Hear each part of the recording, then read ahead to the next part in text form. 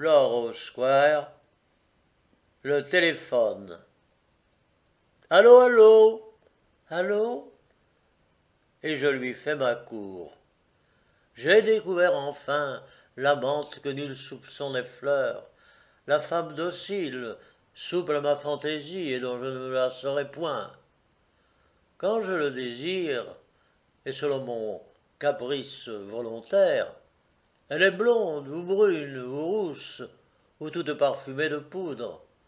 Sans qu'il me soit besoin de prononcer une parole, elle s'habille à ma guise, tantôt en mignonne parisienne dont le satin collant révèle la pureté noble des formes, tantôt en princesse, tantôt en belle comédienne. Elle consent à prendre au besoin le visage de la femme quelconque que j'ai aperçue seulement de loin et que je désire. Et lorsque, pris d'une ambition impossible, mon rêve s'envole là-bas, là-bas, au pays bleu des forêts vierges égayées par le bizarre plumage des oiseaux de paradis et l'agilité des jeunes singes, lorsque mon esprit hante les rivages africains, les havres bleus, les lointains exquis du Bosphore ou de Yokohama, elle se transforme au gré de mon envie et devient l'énervante créole d'Haïti, la chinoise, couleur de cuivre, grisée de langueur et d'opium, la chaste et impudique aimée, la mauresque voilée, dont on aperçoit seulement, entre le sourire du masque, les grands yeux profonds et noirs.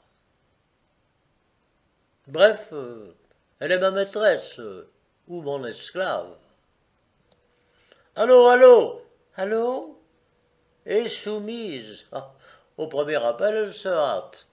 Si la causerie ne m'amuse pas, si je broie du noir ou si j'ai mal à la tête, je l'abandonne, je la quitte. Je prends mon chapeau, je sors. Elle ne se fâche pas, n'a pas une protestation, pas une moue. Il me suffit de l'avertir par un triple signal de sonnette perlée, conformément au règlement. Quelquefois, elle m'appelle, mais c'est toujours avec un absolu désintéressement. Un ami me demande, et elle s'offre comme intermédiaire. Nous causons surtout la nuit, car, durant une partie de la journée, elle se repose. Son service au bureau central de téléphone est ainsi réglé. M'arrive-t-il de rentrer tard dans mon logis de célibataire, où je remonte seulement à regret? La nature a horreur du vide. Je cours à la plaque, et les vibrations recommencent.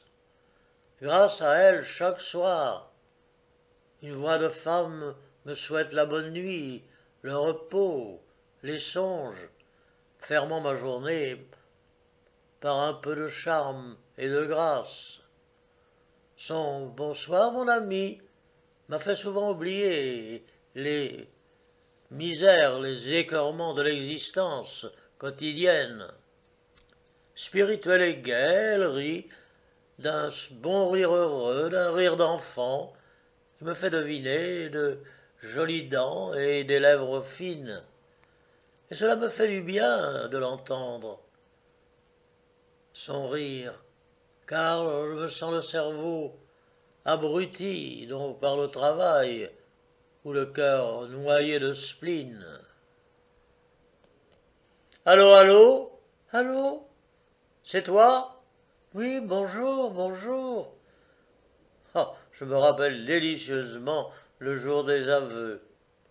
Je venais de causer avec mon notaire, et l'entretien achevé, elle avait oublié de rompre la communication. L'entendant rire et causer avec ses petites amies, je la rappelais et j'insistais sur mes madrigaux de la veille. Je traversais une de ces heures moroses qui favorisent l'attendrissement au lieu de lui répéter les bêtises de chaque jour. Je devins grave, sérieusement grave, avec une conviction que je me suis pu expliquer par la suite, et je laissai tomber dans l'instrument de Glambel une envie de pleurer contenue depuis la veille. Ce fut exquis.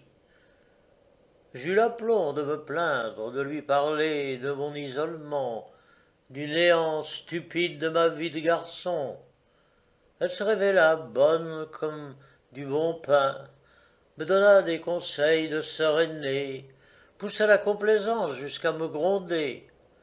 Puis j'entendis sangloter ses confidences. Elle vivait seule, elle aussi, et triste. Plus de papa, plus de maman, plus d'amoureux, aucune amie, hormis les petites camarades du bureau central. Ah, la vie n'est pas gaie. Je lui proposai carrément de combiner nos deux solitudes en un tête-à-tête. Quel impair! Mais pour qui me prenez-vous, monsieur? Mais pour moi. Elle interrompit le courant, net, et quand, résolu à lui faire accepter mes excuses, je lui criai « Allô, allô !» Elle s'était fait remplacer par un vieux monsieur qui me répondit « Allô, allô !» d'une voix brisée par 40 années d'absinthe suisse. Dans la journée, je pus lui demander pardon. Elle eut pitié. Je jurai de ne plus jamais recommencer, jamais, jamais. Et comme une vague tendresse m'étourdissait de ses vents vertiges, j'osais. Oh, la durée d'un éclair! La plaque vibrante, étonnée, répéta le bruit d'un baiser qui courut en frémissant sur les fils et alla s'échouer aux oreilles de ma conquête. Et à ce baiser sonore, emporté, vainqueur, un autre baiser répondit, doux, doux, doux comme un souffle, et crac, la communication fut interrompue. Hélas! Allô, allô, allô? Je fus une fois 8 jours sans l'entendre. Une jeune fille quelconque la remplaçait, à qui je n'osais rien demander. Mais que se passait-il? Ma maîtresse avait-elle été flanquée à la porte? L'avait-on exilée du bureau central dans un bureau de quartier? Comment savoir? La moindre question pouvait la compromettre. D'ailleurs, j'ignore encore, son nom. Une nuit, la sonnerie me réveilla. Eh boy, c'était son timbre. Allô, allô, allô? Et elle expliqua sa longue absence. Une bronchite, une vilaine bronchite, qu'il avait clouée au lit pendant toute une semaine. Pauvre petit chat. Je lui conseillai la teinture d'iode et des infusions bien chaudes. Sa convalescence me fournit 1000 prétextes à communication. 20 fois par jour, je m'informais de son état. Ça allait mieux. Bon, à tout à l'heure. Et cette idylle électrique dure depuis 2 ans bientôt. Contrairement à l'usage, nous n'avons pas d'enfants. Mais cela s'explique, dame. Le fil. Nous nous aimons comme ça, et, ma foi, nous sommes heureux. Cet amour durera. J'ai le droit de vieillir, et elle peut devenir laide. Ça ne nous séparera pas. Je la verrai toujours avec des yeux résolus à l'admirer. Et si ses cheveux blanchissent, si nos dents tombent, je l'ignorerai. Et moi, je puis devenir chauve, obèse, manchot, voûté, goutteux, impunément, sans cesser d'être aimé. Allô, allô? Allô? Fin.